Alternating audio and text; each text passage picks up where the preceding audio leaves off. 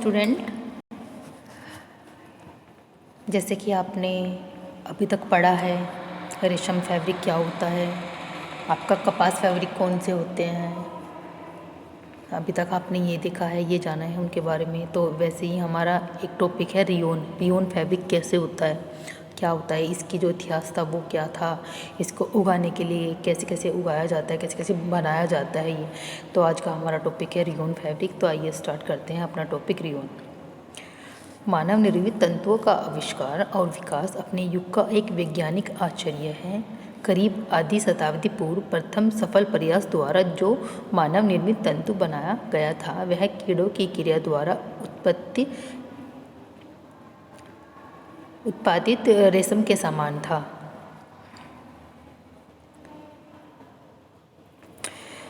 जो रेशम जैसे कि हमारा प्राकृतिक तंतु है, वैसे ही हम एक रेशम का जो तंतु से छोड़ के जो मानव ने तंतु बनाया था, जो मानव ने किसी कपड़े का विकास किया था, वो था हमारा रियोन,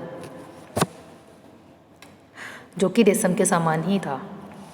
शहतूत की पत्तियों को रासायनिक क्रिया द्वारा पचाया जाता है और परिणाम स्वरूप उत्पन्न होने वाले घोल को बारीक छिद्रों में से दबाव द्वारा निकाला जाता है, जिसे स्पिनरेट कहा जाता है। यह पदार्थ प्रोटीन में परिवर्तित नहीं होते, किंतु पूर्व के ही समान सेलुलोज ही रहता है। इस कृत्रिम रेशम में उच्च चमक होती है और काफ़ी हद तक प्राकृतिक रेशम के समान दिखाई देता है, किंतु इसमें प्राकृतिक रेशम के समान लोचदारता, मजबूती और चिपकने का गुण नहीं होता। रियोन का तंतु शुद्ध सेलुलोज का बना होता है। यह वह पदार्थ है जो कि पौधे या कपास की कोशीय दीवार से तैयार किया जाता है। रियोन के तंतु को जिस सेलुलोज से बनाया जाता है वह पुनः उत्पत्ति होता है, इसलिए इस तंतु को पुनः उत्पादित सेलुलोज तंतु के नाम से भी जाना या पहचाना जाता है। रियोन का इतिहास, हिस्ट्री ऑफ रियोन। इसकी हिस्ट्री क्या थी? सर्वप्रथम मानव निर्मित तंतु, सबसे पहले मानव निर्मित का जो तंतु था, जो इंसान ने जो कपड़ा बनाया था, वो रियोन ही था। रियोन के बारे में सर्वप्रथम खोज अंग्रेजी विशेषज्ञ रॉबर्ट हुक द्वारा सन 1664 में की थी। वह यह विश्वास करता था कि यह संभव है कि कृत्रिम ग्लूटिन्स संगठन द्वारा काफ़ी मिलता जुलता, पूरी तरह से उतना उत्तम नहीं किंतु फिर भी अच्छा एक तंतु बनाया जा सकता है। अंग्रेजी शासन के जो अंग्रेजी में रॉबर्ट हुक ने सबसे पहले खोज की थी, उनको मन में ये विचार आया कि जैसे कि हमारा कपास फैब्रिक प्राकृतिक तंतु है, हमारा रियोन है, ये प्राप्त हुआ है, तो क्यों नहीं ये मानव निर्मित भी हम कर सकते हैं, हम इंसान भी इस कपड़े को बना सकते हैं। तो उन्होंने इस कपड़े की खोज की और इसको बनाना शुरू किया। वो इतना अच्छा नहीं था जितना रेशम आपका होता है या कपास होता है, बट फिर भी ये फैब्रिक अच्छा था, तो उन्होंने इसकी खोज की और उस पर काम किया। जिसकी विधि रेशम के कीड़े के मुंह से निकले तंतु के समान होगी। सन 1710 में फ्रेंच वैज्ञानिक रेडी रेयूमोर ने सुझाव दिया कि गोंद और रेजिन की सहायता से रेशम के फिलामेंट बनाने की संभव है। उदाहरण वार्निश का धागा। 130 वर्षों के बाद सन 1840 में एक उदाहरण का आविष्कार हुआ जिसके छोटे छिद्रों द्वारा संश्लेषण तंतु निकले जा सकते थे।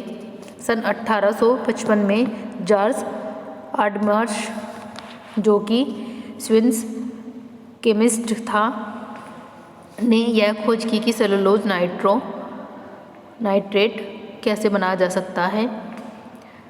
यह नाइट्रो सेलुलोज प्रक्रिया से रियान निर्माण की दिशा में प्रथम चरण था। करीब 30 वर्ष बाद सन 1864 में काउंट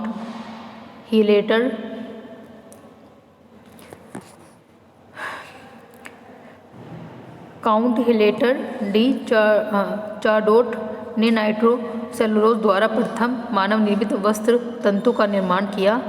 इन्हें रियान का पिता कहा जाता है।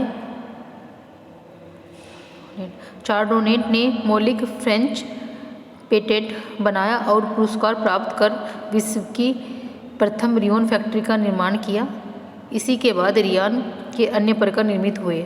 आज आपने देखा होगा कि रियोन फैब्रिक जो है वो इतना ज़्यादा प्रचलन में है, इतना ज़्यादा यूज़फुल है कि बहुत ज़्यादा मार्केट में, आपकी रोज़मर्रा की ज़िंदगी में, आपकी पार्टी वेयर में भी यूज़ होता है। रियोन बहुत ज़्यादा यूज होने वाला फैब्रिक हो गया है, जो मानव निर्मित पहला तंतु था ऐसा जिसकी खोज रियान ने की थी।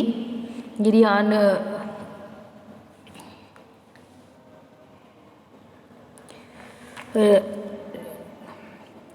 जिसकी खोज काउंट हेलेनर की चार्टोट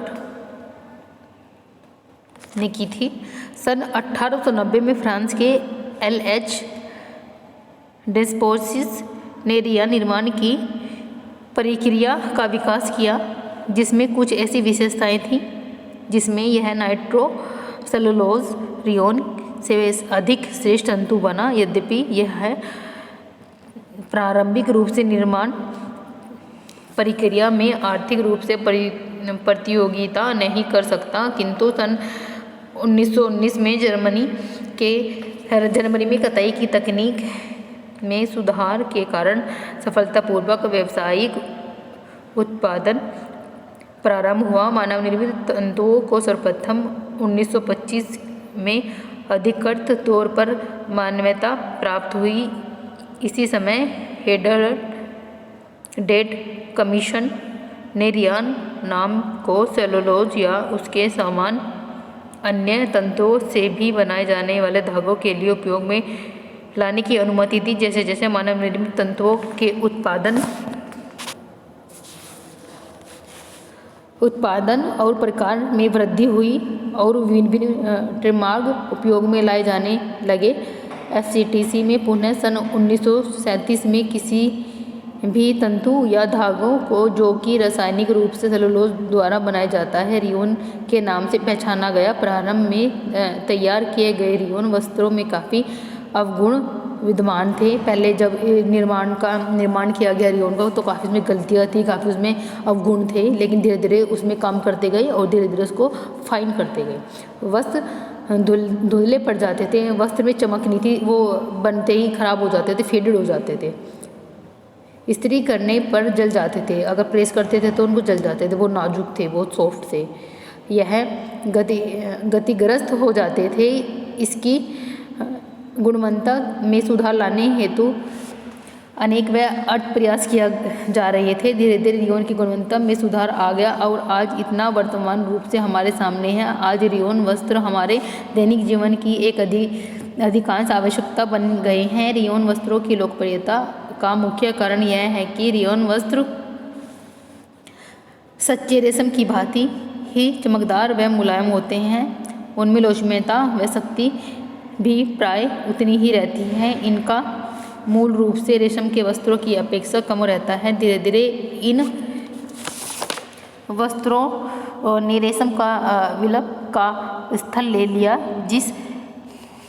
जिन लोगों को रेशम के विषय में पूर्ण जानकारी नहीं थी, वे तो भरमवास रियोन को ही रेशम समझते थे। इतना सुंदर हो गया था ये फैब्रिक कि लोग बाग रेशम को छोड़ के रियोन को लेने लगे थे। जिनको रेशम के बारे में जानकारी नहीं होती थी वो सोचता था कि रियोन ही रेशम है।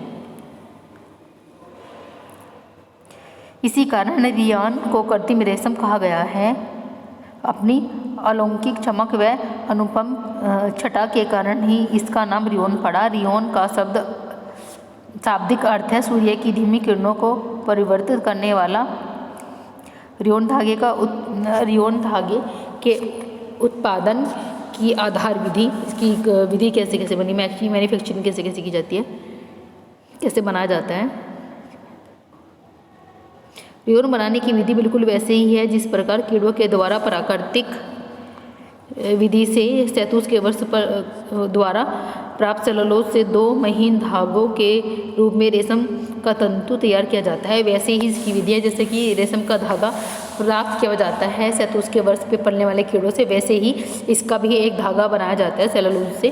सेलुलोज के द्रव पदार्थ को अंगूठे के आकार की घनित टोपी के छिद्रों में से दबाव द्वारा निकाला जाता है। इन छिद्रों को स्पिन रेट कहा जाता है, क्योंकि यह उसी प्रकार का कार्य करता है जिस प्रकार रेशम के कीड़ों के स्पिन रेट द्वारा किया जाता है।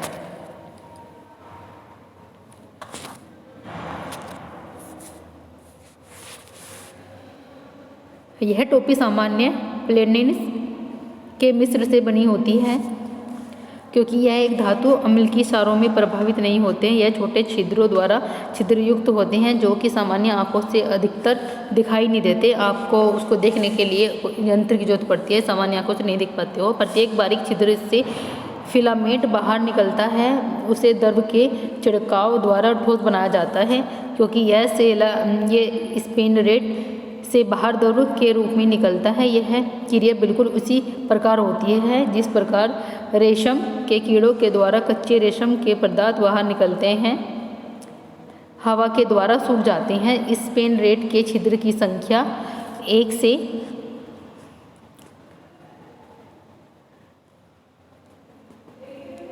2 लाख तक होती है, जिसमें से समान आकार का फिलामेंट बाहर निकलता है।